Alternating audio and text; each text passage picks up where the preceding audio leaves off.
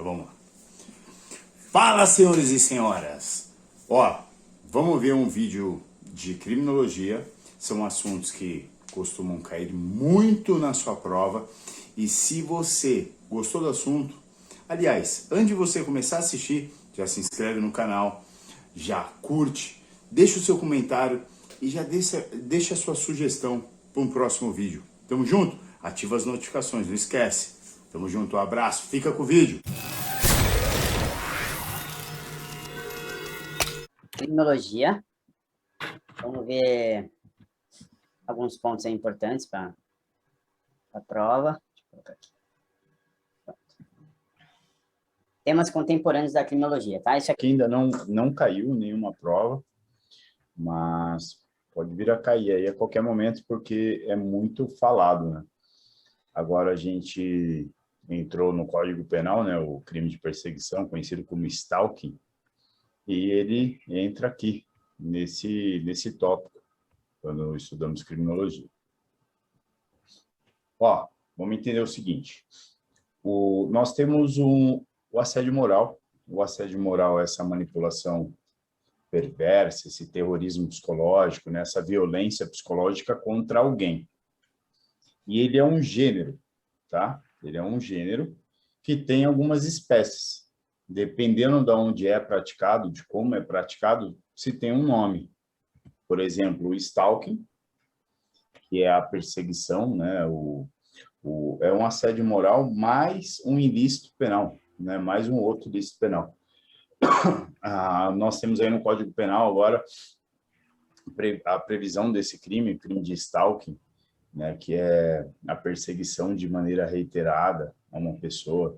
Fica... O stalking significa perseguidor. Então, o cara ou a mulher, tanto faz, fica constantemente atrás de uma outra pessoa, né? Fica indo visitar no trabalho sem que a pessoa perseguida deseje, fica ligando, mandando presentes.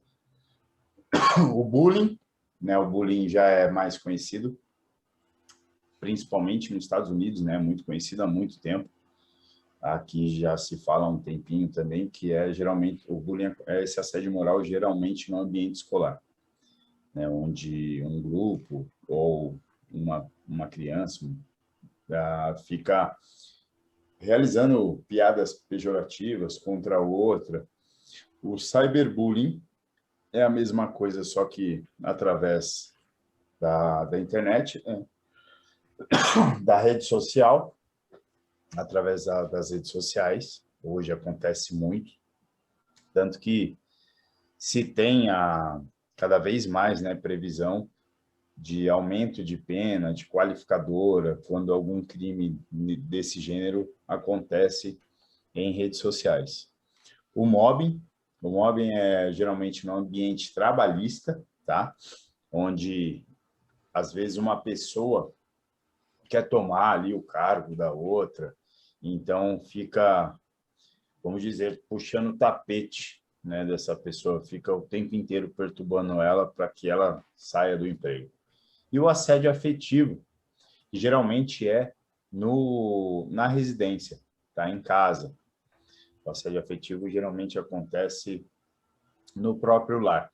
E até no assédio afetivo nós temos 8 subespécies, né? E uma dessas subespécies é o canibalismo. Canibalismo afetivo. O canibalismo é, por exemplo, aquele parceiro ou aquela parceira que necessita, parece que tá uma loucura, que necessita o tempo inteiro de atenção, que quer receber carinho o tempo inteiro, quer eu ouvir um eu te amo o tempo inteiro.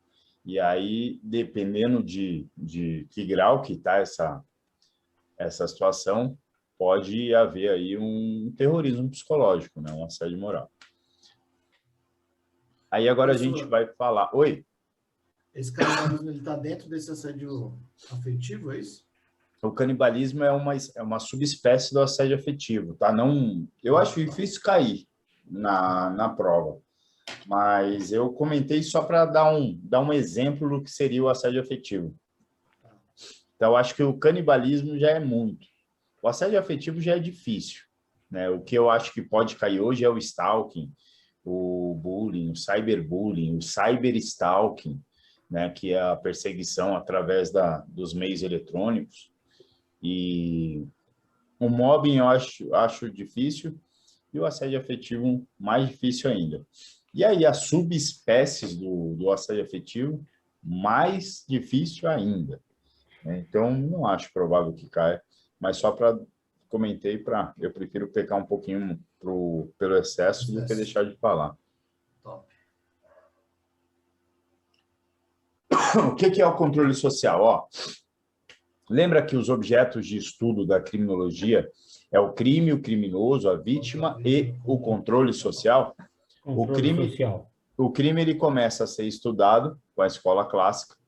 O criminoso começa a ser estudado com César Lombroso, na Escola Positiva, quando ele investiga mais de 6.000 criminosos mortos e mais de 25 mil criminosos presos, né? Ele começa a focar no criminoso, a realizar esse trabalho empírico, buscando características de criminosos que se relacionavam entre si. Então, ele buscava fortalecer aquela teoria do criminoso nato, né? Então, começa a focar muito no criminoso. Aí surge o criminoso como objeto de estudo da criminologia. A vítima surge após a Segunda Guerra Mundial, né, através do simpósio, o primeiro simpósio mundial realizado por Benjamin Mendelssohn, lá na Romênia, Bucareste. Bucareste. Ele realizou esse simpósio, né, o primeiro simpósio mundial, o novo horizonte da biociência,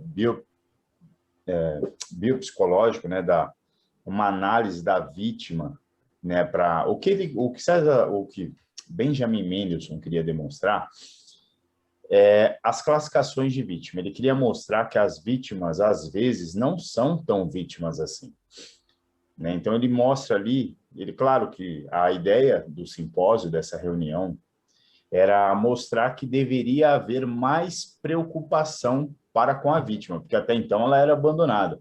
Quando a gente fala das fases da vítima, né, da história da vítima, tem a fase da idade de ouro, ou protagonismo, que ela cabe à vítima o direito de punir, né? Ela pode correr atrás lá do cara que cometeu um crime contra ela e se vingar com as próprias mãos, né? Era olho por olho, dente por dente. E depois ela passa a ser esquecida, depois da vingança divina. E aí esse período chama fase da neutralização.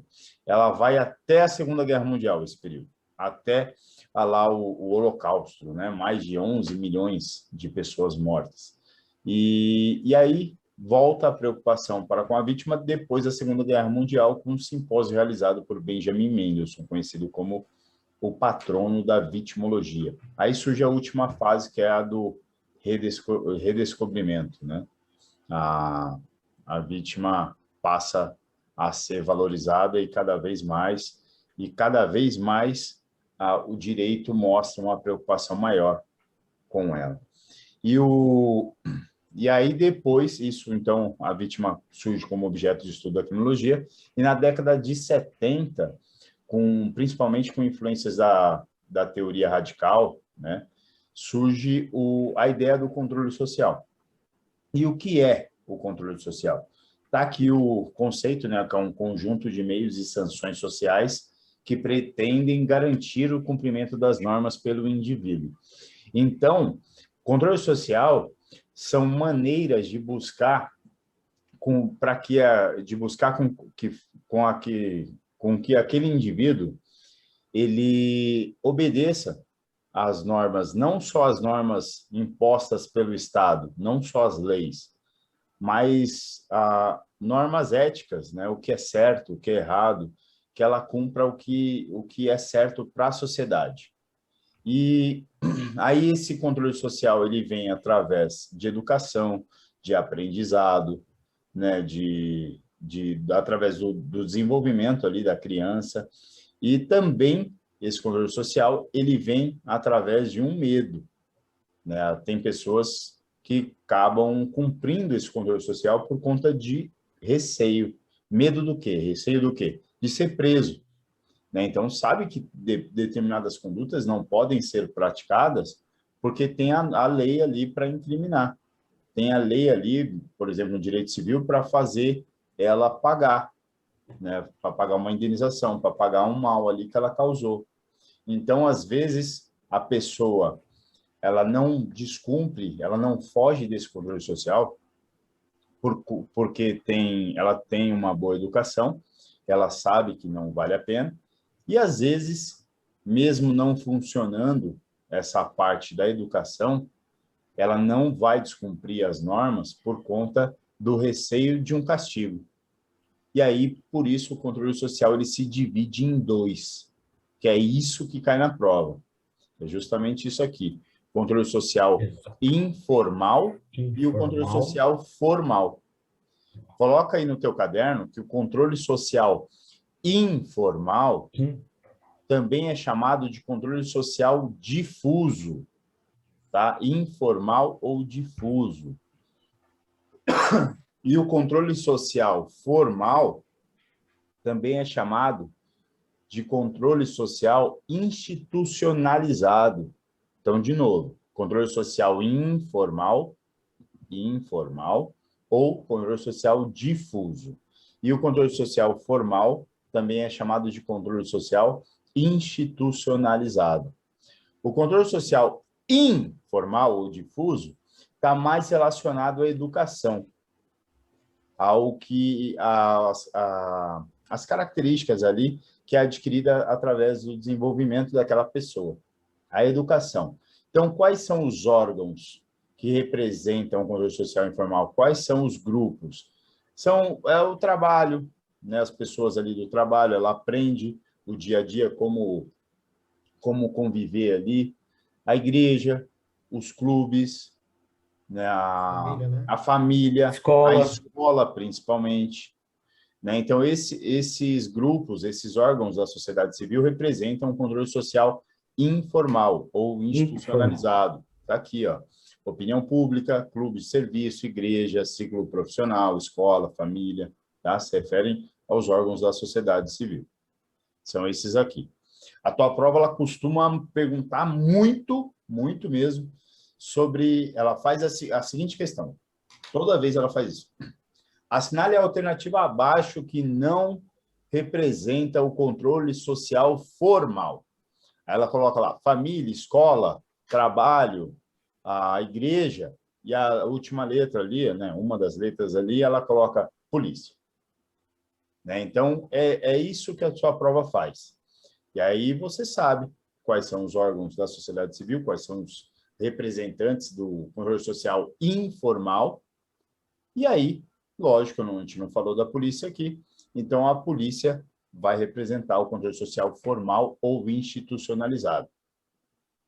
Quando nós falamos do controle social formal, né, até lá quando estudamos a vitimização, né, a vitimização secundária, ou sobrevitimização, ou revitimização, eu falei para vocês que a revitimização, sobrevitimização, vitimização secundária é o sofrimento adicional causado à vítima por representantes do controle social formal. Ou seja, a vítima sofre novamente, já sofreu com crime, e agora sofre novamente, só que quem causa esse sofrimento são representantes do Estado, representantes de instituições públicas, por exemplo, a polícia. Então, aqui, ó, controle social formal, quem são os órgãos do controle social formal? Aqui, ó, polícia, o MP, a Justiça, a administração penitenciária, as Forças Armadas, são representantes do controle social formal. A tua prova já caiu. Na prova de investigador 2014, eles perguntaram quem era representante de segunda instância do controle social formal. E o representante de segunda instância é o Ministério Público. Tá? Então, é nessa ordem. Só você lembrar dessa ordem. O cara foi preso, né? O cara não cumpriu o controle social informal, que ele aprendeu de certo e errado. E ele ainda cometeu, ele violou as normas. E aí ele vai responder. A polícia prende, o Ministério Público oferece a denúncia, e aí começa o processo e a justiça é realizada. Né? Então, nessa ordem, polícia, MP e justiça. Primeira seleção, segunda seleção, terceira seleção. Eu ainda eu coloco no meu livro, já adianto para vocês, já vou colocar, já vou dar um spoiler aí do meu livro, que a administração penitenciária, então, seria uma quarta seleção. Né? E esses são os representantes do controle social formal, e aqui embaixo coloco uma observação, que é um controle seletivo e discriminatório, sempre foi. Né? Isso principalmente por conta das ideias da teoria crítica ou radical, que nós vamos estudar nas teorias macrosociológicas, que é uma teoria que fala muito sobre essa discriminação, né? Sobre esse controle seletivo. E aqui um resuminho para vocês. E aí eu pergunto, uma pergunta para vocês. E o policiamento comunitário? Controle social formal ou informal? Eu acho que é informal. Se você pega policiamento, formal. Se você pega comunitário, informal. Eu acho que atuaria os dois aí, né, Eric? Muito bom, Claudião. Policiamento comunitário, Bruno, você já anota aí, porque cai na prova. Ele é controle social formal e informal ao mesmo tempo. Policiamento comunitário, por ser polícia, já é um controle social formal. E por estar fixo ali em determinado local, convivendo com a população ali diariamente, acaba tendo uma relação, uma certa relação de amizade, passando a ser também controle social informal. Tá? Então, é os dois ao mesmo tempo, policiamento comunitário. Vamos dar uma olhada, então, reincidência e prognóstico criminológico.